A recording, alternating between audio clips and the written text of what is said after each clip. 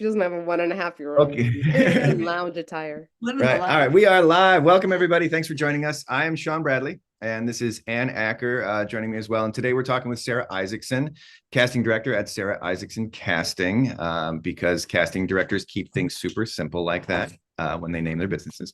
One of the projects that Sara's casting is Chicago Fire. She's been casting roles on Chicago Fire for years out of LA. And this season, she's in charge of the auditions for all of Chicago Fire in Chicago, as well as the rest of the country. And before we get started, the chat is open. I think people have already been chatting quite a bit in there. But we'll be getting the questions a bit later in the conversation. Anne's going to keep an eye on that chat. And I do think that you have to be subscribed to the YouTube channel to type in the chat. So if you're having trouble, that's the issue. Just hit subscribe and you can ask away. So, Sara, starting off with, hi, how are you? I thought I was going to see people. I have no idea who's watching. Oh, it's the world. The whole world is watching. No, I don't know. Yeah, it's just us now.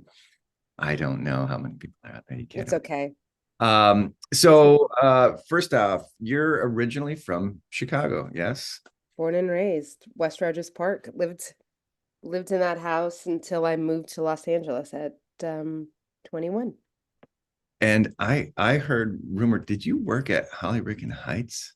Hollywood Heights Casting, which I don't know when it when the company ended. I was in touch with Rick for years until he passed, and Hal, his partner. And yeah, I mean, I started as an intern when I was at Columbia College and then became an assistant. And the truth is, I'm not sure if I actually ever got paid. I just loved going into the office and calling out appointments back when you would call agents and talk to assistants and give out appointments, and being in the tape room and taping people. Literally, it was like tape. And right, 3/4 inch tapes and oh my gosh. And I loved being in the going to get the next actor and seeing actors and bringing actors into the room that I would then also see in plays. Like on the weekend, my mom and I would see plays all the time. And so I remember just being so excited to see someone in the lobby, the hallway, whatever it was, be like, oh my God, I saw you in a play, that sort of being in that world. I loved it. And I was a freshman in college. So.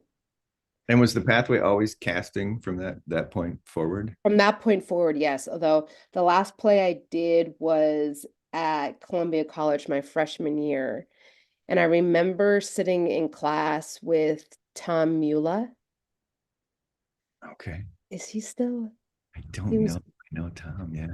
Hopefully someone that's watching is screaming at their computers right now.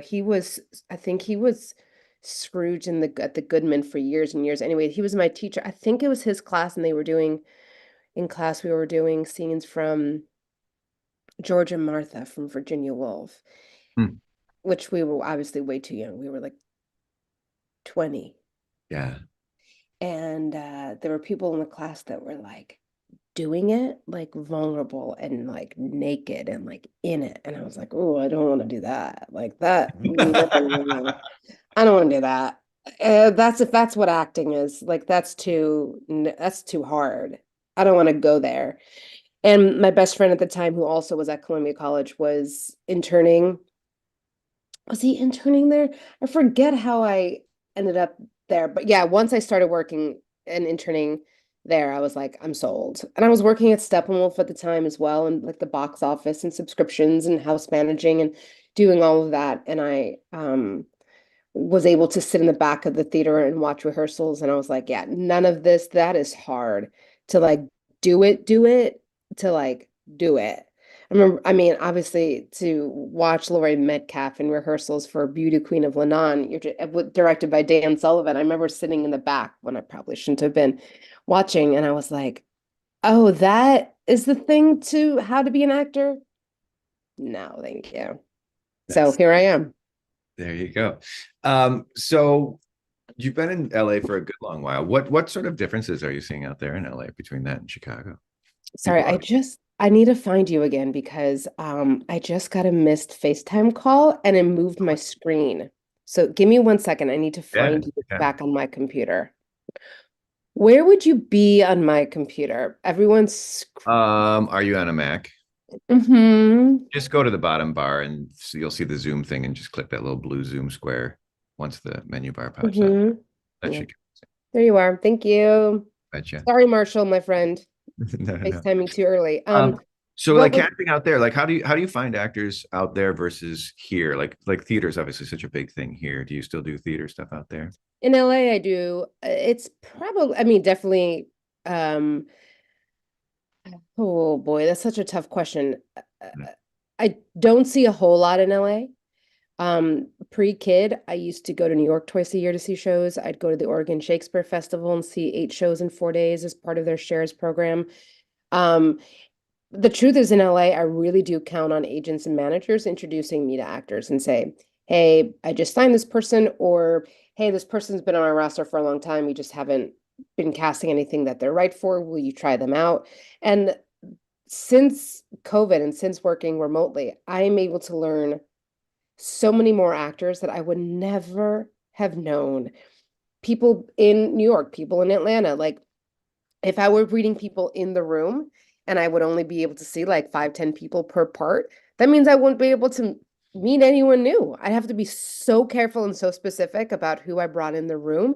And no one in any other city besides Los Angeles would be considered.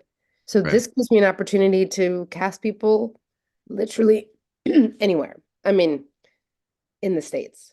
Right. So that I've got a list of questions and I always stray ridiculously from That's them. okay. But that is certainly something that I've been asked by a lot of actors. Like, oh, do you think now that Sarah's out in LA and she's casting stuff in Chicago here, does that expose us to other projects that Sarah's casting out in LA too?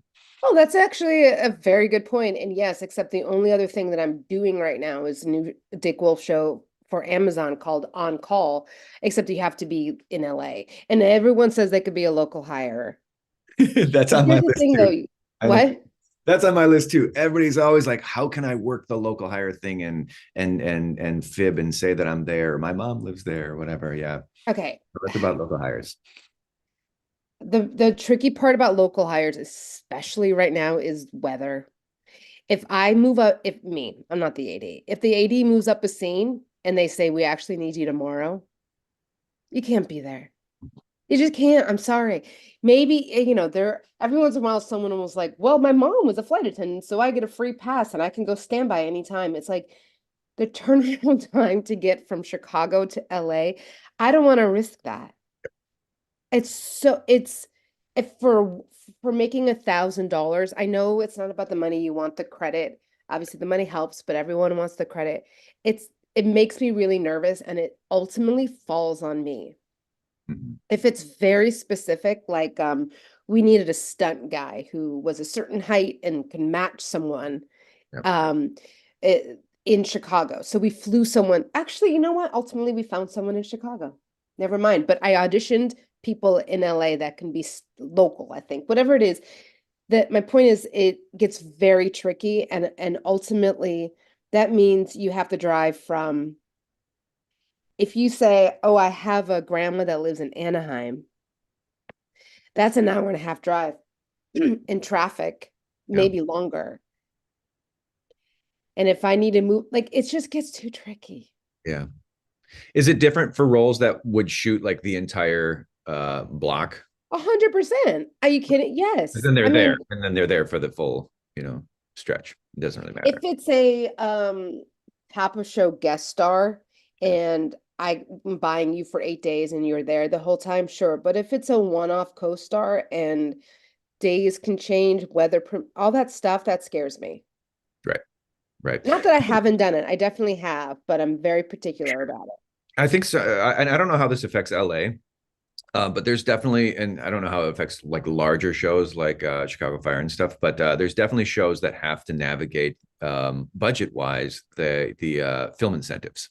And for like Illinois film incentives, you have to have an Illinois driver's license or state ID in order for them to qualify for that. So certainly on some of the independent films and things like that, people think I'm a local hire, I can go there, but yeah, but you don't save them the money, you don't fit into the budget the way you would need to. I think That's that's right. a Georgia thing too. Georgia, yeah, Atlanta, I think is an issue. So, If there's um, taxes involved, there's SAG rules involved, like it's not as easy as just hopping on a plane and like getting yeah, yourself to the set. But and also let's just focus on the stuff that's filming in the city you're right, living right, in. right. Um, the so obviously we're on a real crunch schedule, and you mentioned the typical 8 day schedule. Is this number one? Is there a shortened holiday schedule right now? Are they taking a shorter break, or is it a two like full two? I have And no idea. and we're Honestly, still on a regular 8 day. We're not like crunching things down to 7 day thing. There's no. not. Let's see how that we possible. Um, um, this is a Chicago question, a super classic Chicago question. People always ask about the rules for getting back on a Dick Wolf show. So if somebody was on Med last year, when can they be on Fire So here's a little inside scoop. again? And I can't speak on Jonathan Strauss who does PD, but I can tell you from working with Claire and Marissa Ross and myself, when we send auditions to our team, next to every actor's name, I always write height based in Chicago. Currently in Ohio or based in LA, currently in Ohio through December 30th, whatever, Mhm. right? Um, let's say it's Sara Isaacson, 6'1". No, I'm not. Based in Los Angeles. Um, uh, and this is for Chicago Fire. I would write Chicago Fire, role of waitress, episode 801. Mm. Or I would say, Chicago Med recurring role of Dr. Smith, episodes Got it. Yeah. 7, 8, I would, and that way it's them. The producers get to decide if that part is too big. I mean, I have seen people come back on the same show, like Courtney, who is one of your Sure. teachers. She's Yeah. not gonna, she's too prominent, right? Right. But if you did something, even maybe not last year, my point is that it varies. And Yeah. I made a big mistake. My first episode on Fire, I hired someone. This is totally my fault. And I sent him to producers and they picked him. And then my associate had sort of like a bad feeling about it all weekend and texted me and was like, I know we said he was in Fire and season whatever, but he was a lieutenant and now this role is a chief or something like that. And so I flagged it to the producers and they were like, oh yeah, no, no, no. He was too big of a part. He was in one episode, but it Right. was 3, 4 years ago, but the part was significant enough that they would remember, and it was a different level. My point is, It you guys will never know. It sucks. There's no rhyme or reason except for us deciding if that part was prominent enough, and you can't tell us, unfortunately. Like, I feel like there used to be something on a breakdown, like don't submit if they've been on the show the last 2 years. And obviously, it's different if you're a kid and now you're an adult. Like, true. so there's no answer. That That's sucks, great. doesn't it? No, it's totally legit. Yeah, I think that's good to hear. That's good to Yeah, hear. sorry. Performance wise, general advice for actors, Be performance good. wise. Just everyone is always asking, how do I stand out? You're going to stand out by being good because most people aren't. So just be good, know the tone of the show, you know, just like know the tone of the show. It's been on, we're in season 12. Like you've either been on it, auditioned for it at least once, and they're available to watch on the interwebs to get a sense of the tone. So Yeah. know the tone and just do a good job. That's it. I know it's crazy. What about in those crazy auditions when you're on fire or you're stuck under a truck or your leg got blown off or We what? try to, our team really does not like watching people scream or yell. We try to cut around those scenes. I'm not sure what Claire did or Marissa. I don't know what other people do, but we try to work around that because it's really hard to watch like 30 actors screaming over here, whatever it is. it's really hard to watch. So we try to skip around it, but within reason. I should have asked this earlier. Who's all at Sarah Isaacson casting? Adam Goodell, who is my associate, his title, their titles now are associate casting director. They changed that within the union. They were called associates, now they're called associate casting directors. Um, he and I have worked, he also went to Columbia College at a different time than me because he's significantly younger than I am, of course. But he and I have done shows together since 2014 or 15. And then my assistant is Whitney, and this is my second year with her. Awesome. By the way, I've never met her in person because she is, I don't know. It's funny because she is in LA. We're all in LA. Although she's been like, that's the thing is I think she's visiting family right now for the holidays, and Adam is in Chicago. So we're sort of all over the place, but that's who we are right now. Adam's in Chicago still? Well, he's in LA, but Right, but he's currently in Chicago, based in LA, currently in Chicago. 6'1", probably. Aren't we all 6'1"? I hope so. Um, we've been doing this since the pandemic, I think ad nauseum, but tell us how much self-tape production values matter. Well, it doesn't, although I will say watching the Chicago tapes, they are very different from my LA tapes. There's some of them feel like cloudy and grainy, and I can't hear the readers. Mm. It is actually, I'm seeing it slightly different. Yeah. I will say that I've noticed that, but I'm also only ever used to watching guest star roles. And Right. I've just because I've on Fire and Med these last couple seasons, it's been all guest stars. And then the show On Call, which is the new Amazon show, I'm doing it's all films in LA. So those are co-stars too, but somehow they're still somewhat I don't have a problem with any of them. Do you ever get any feedback from producers like, what the hell are these actors doing? Why does this look like No, trash? Right. never. Cool, cool, cool. Never, never. And it doesn't stop me. Listen, I mean, if it's really impossible, I'll have someone retape or something. I'm often saying retape or, Mm. really miss the mark on the tone of the show. And especially on a show that nobody's seen yet, like On Call. I could totally understand how someone just misses the boat tonally because Yeah. they haven't seen it yet. There's really no excuse for Fire and Med because it's just like too accessible for people to watch. Um, there are some where you're like, is this the first self-tape you've ever done? It might And be. it may be, but we're also 4 years in I know. to do it, which Yeah. is that I know it's wrong, but but it's true. Yeah. I think we are. Scary. We'll take a moment of silence. Yeah, I know, right? Oh my gosh. So yes, I don't know exactly how long we've got you for. I think till 10:30. it's okay. If you need to hop off. But let's get to some questions. Yeah, I good. had a few people throw in some questions at me before the thing even started.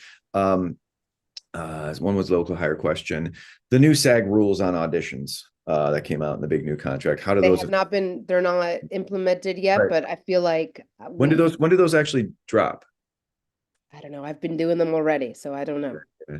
Like, Um, if in a world, I just want to be very clear about this. This is the thing that happens. We will give everyone 48 hours with material, and then an agent will sneak in and say, please, can you please let Sean audition? And I go, no, I need to give him 2 days. No, right. he says he'll do it. He says he'll do it. Then you get the audition, Yep. and then you tell everyone, well, I only got a day. It's like, no, no, your Yeah. agent, call your agent. Or sometimes if I send out appointments in the morning and your office's assistant doesn't get them out to the end of the day, you're like, I just got it. No, no, we gave you time. Yeah. Check the stamp on the email. I think that, yeah, I think people don't understand how busy agents can be and that like stuff will go out at 5 or 6 and it's just But not because exactly. Yeah. I hear you. also the problem though is like I'm mindful of trying to get out appointments sooner for you guys because of the time difference. Because I'm still working Right. Right. at 8 Yeah. Yeah. Yeah. and I can't be sending out appointments at 6 o'clock. Right. No, sorry. I'm still working. What am I saying? It's 6 o'clock is the end of the day for me. And maybe that's when I'm able to like look at all the submissions that have come through. If I'm sending out appointments at 6 p.m. and it's 8 p.m., you think that Todd's going to be like, and that's not enough. So I'm just way more conscious now with the 2 hour time difference to get out the appointments even that much sooner. Yeah.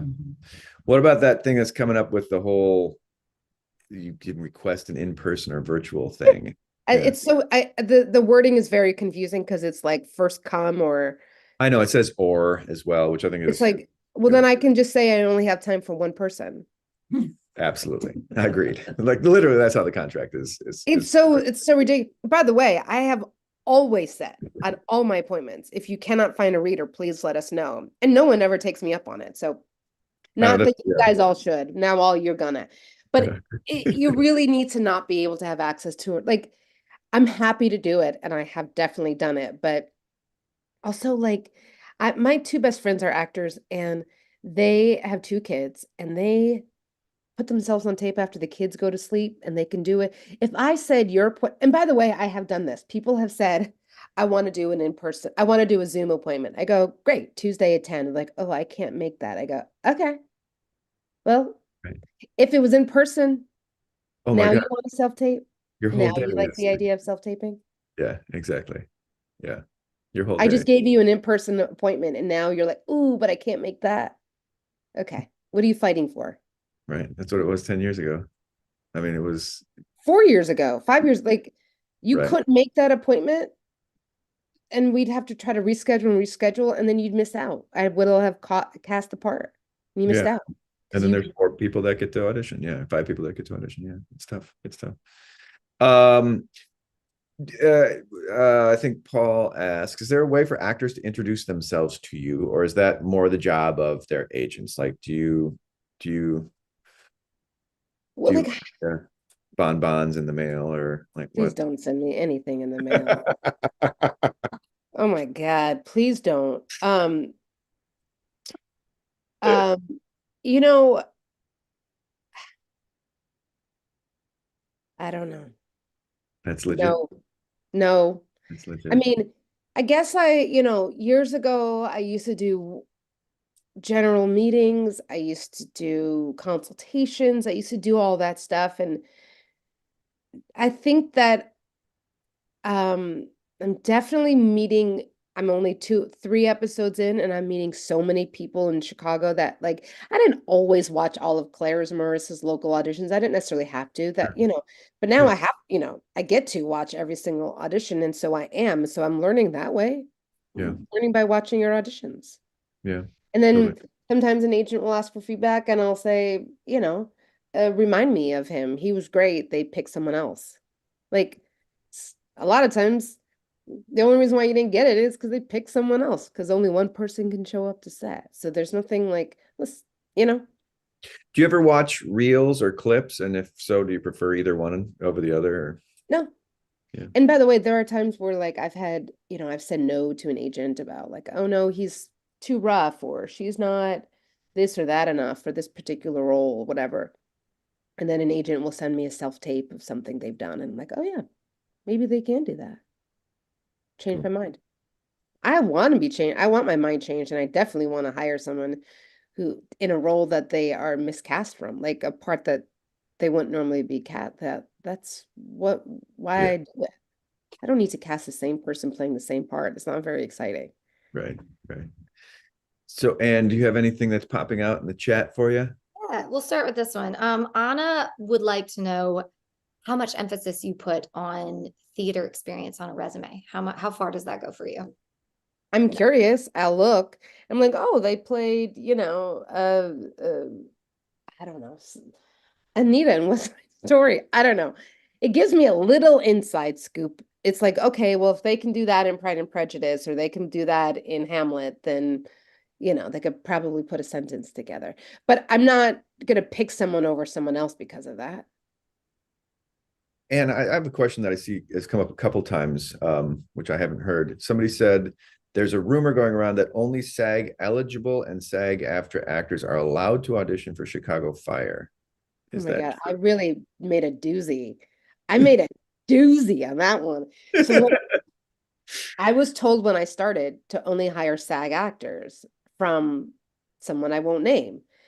And I was like, okay, well, that got me in a heap of trouble. Not a trouble, just like agents being like, what?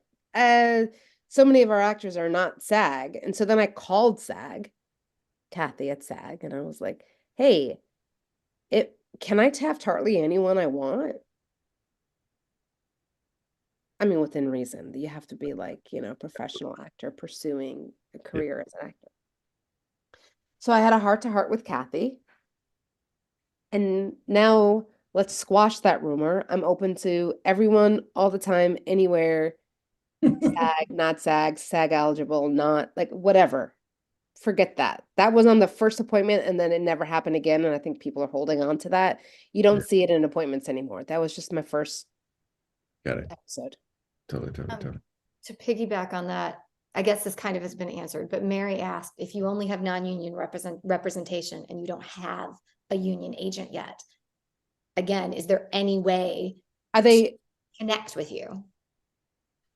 only if you are being submitted on breakdowns? Are non-union agents submitting on breakdowns? Not in town. So we have some non-union only agents in town. They would not be getting breakdowns for union projects. Then no. Yeah, they just don't have access. I have a good question here, and I can't remember who asked it, but number of takes. If it's a short, like one line, little co-star, do you like seeing 2 takes or? We used to have a note on our auditions that said these were for guest stars because they were like 2, 3 takes for these like long scenes, and I was like, I physically don't have time to watch all of that. So if it's like a 1 or 2 lines and you want to try, that's fine.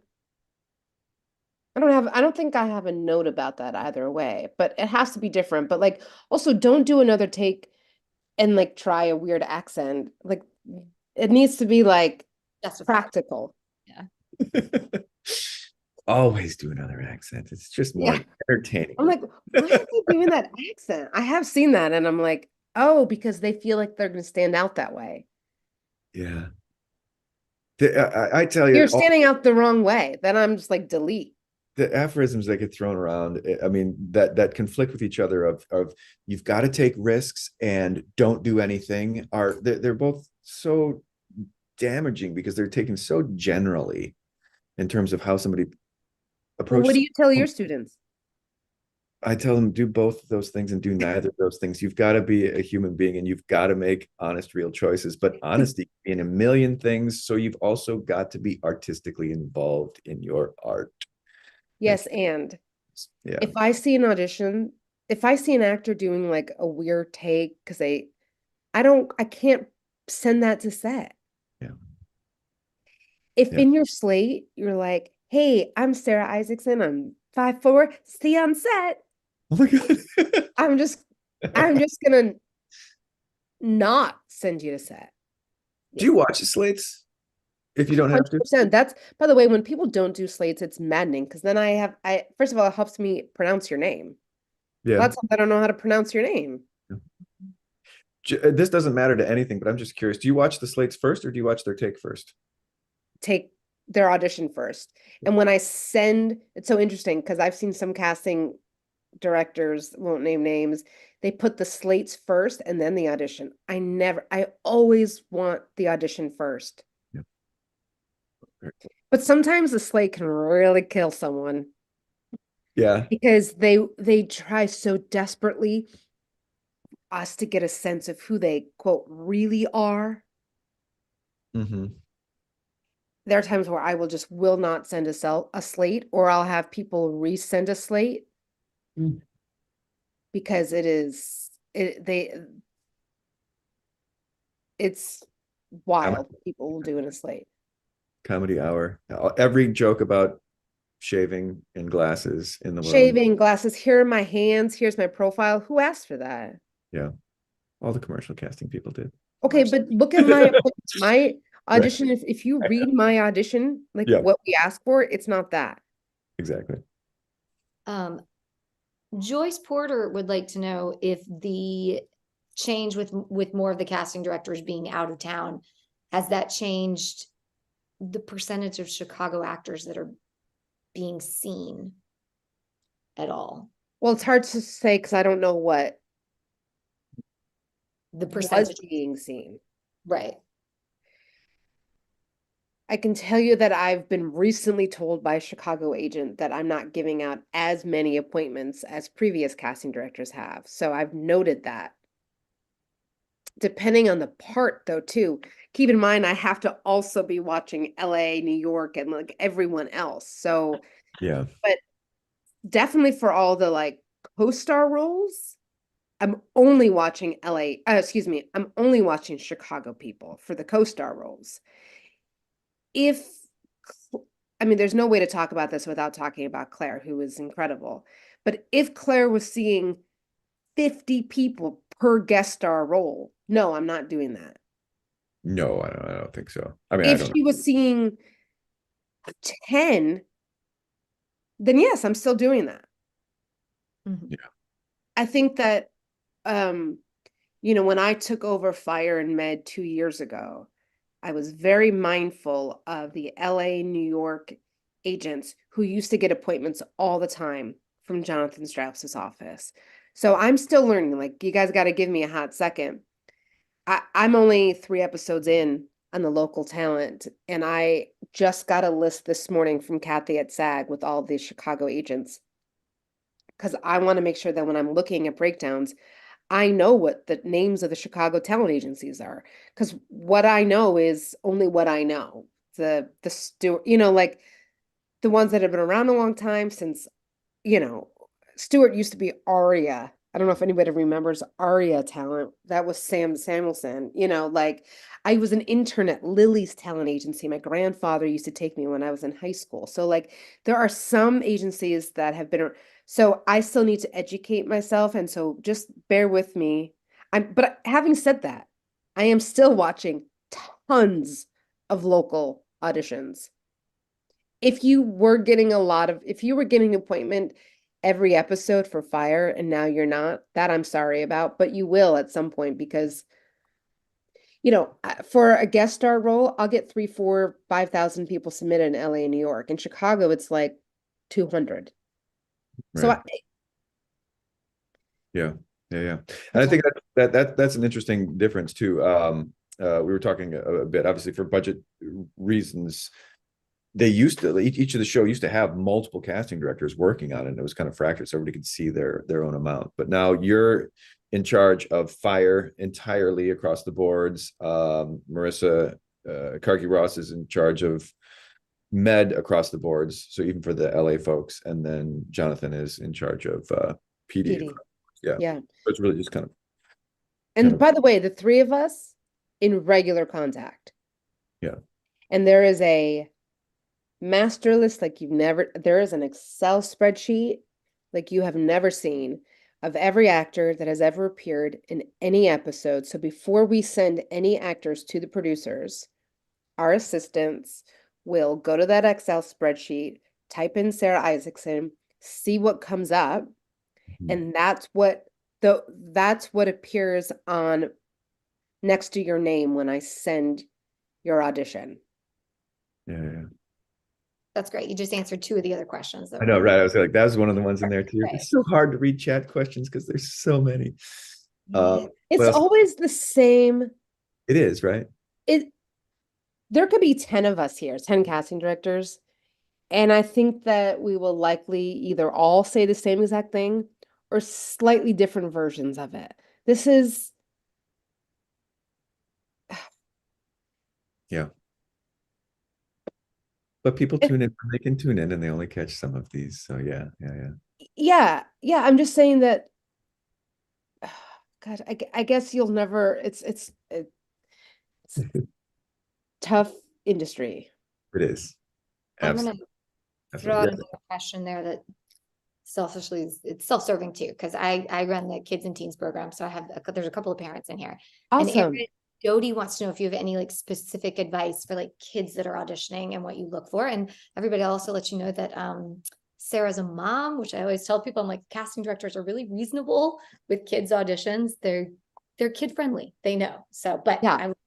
they want to hear it from Except you. my kid's not an actor yet, I guess. Uh, not overly, especially on this show where it's just real, they need real people doing real things. It's not Disney where they have to be animated. We want real kids. So don't overcoach them. Let them like lead with their instincts. This is like very much like real people, and they don't have to be heightened. They don't have to be cute. They can just literally just be. Can I ask a follow-up question on that? Yeah. For something like Chicago Fire, how much does it play a part that they are aware of the environment? Like all of the things that like the fire truck that's coming in and all of that, like because that Huge. So we sorry, not to cut you off. We just had a part where I think he was like 14 and he was dangling from a building, Mhm. not being able to, like about to lose his grip. Help me, help me. Those were impossible to watch, right? And ultimately we hired a stunt actor, a young stunt, like he must be like 18 or 19 to play 16, but we had a lot of kids and they were awesome. But for legal reasons, and the studio wouldn't, I don't know, maybe insure it or pay, whatever it was, they were like, no, you need a stunt person hanging from this building. But yeah, I mean, the notes I get a lot when we cast these parts for kids is real, just a real kid. And Mhm. that's hard. I don't want, I don't really want to watch auditions of kids crying and my mommy's in the fire, go help her. You're just like, ugh. But I know. There yeah. you go. Oh, yeah. Um, this is a kind of a bend on one of these questions that's regarding theater. Mhm. But just in your grand experience of casting over the years, what do you see if somebody's more in a starting out position? What's the value of theater in an actor's? You, it's all for you guys. I mean, the value is just community. The value is practice. The value is being up on your feet. The value is, Do you find that you slant more towards theater trained actors than people who only have on camera experience, or do you not even really yeah, know? but that's because I'm a theater snob. And like I grew up seeing theater in Chicago like every weekend when I didn't have anything to do. I just like picked a show and like went to it by myself once I had my driver's license. And like when I was a kid, my mom, I don't know if they still have this. There was a group called, oh my God, it was a volunteer usher group. And you'd wear a black skirt and a white blouse. I think you had to be 16 or maybe 18. The Saints. Saints. And you get to the theater like a half hour, maybe an hour before the show began, and they gave you a little pin that said this volunteer like the Saints. My mom lied about how old I was, so we didn't have m money to see plays, so she would, may she rest in peace. She would sign us up for shows like every weekend to like usher, and then house to half, we'd sit down and we'd see a play, and then we'd like pick up programs. They don't have that anymore. They probably don't. I Anyway, don't know, but I will tell you that we did find out that Tom Mula is still working with a Christmas Carol, says John Boss. He put it in the Oh my gosh, John Boss, how are you, John Boss? Good to hear you out there.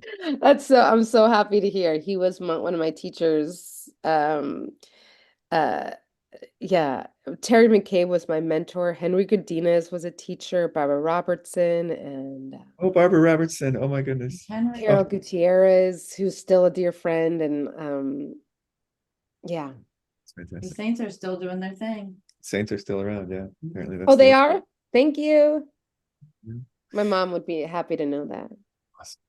All righty, so I think we should wrap things up. It's been super awesome to talk to you. Do you have any advice for parents of 1.5-year-olds out there? Me or someone giving me? You're the one who's got the most insight right now. I've forgotten it I all. honestly, like, I think we lead with just like talking to her like she's, we talk to her like she's a person, like she's a part of our family. We talk to her, we ask her questions, she eats what we eat. If we ask her a question, we wait for her to answer. That's great. She's like very much a part of our just like day to day. She's super cool and Well, fantastic. It's been great to get a moment to get to meet you. thanks, Thank guys. How many people are, can you see how many people are here? It's about 300, I think. Who Yeah. are you guys? They want to That's know so who you great. are. You were a mystery, and now Well, I listen, this is me. This is if you're wondering, well, what I do all day, every day. I am in my elevated loungewear. My hair is usually in a bun. Um, I usually am wearing my glasses, but they broke. I have to go fix it. I use markers most of the time. I have my water here. I have a bag of Trader Joe's cashews as snacks. Love it. Love it. I have my pack of vitamins.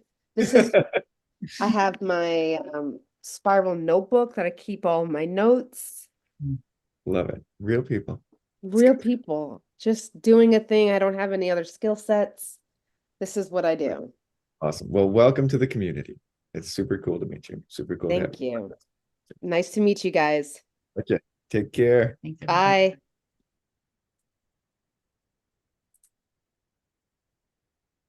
All right.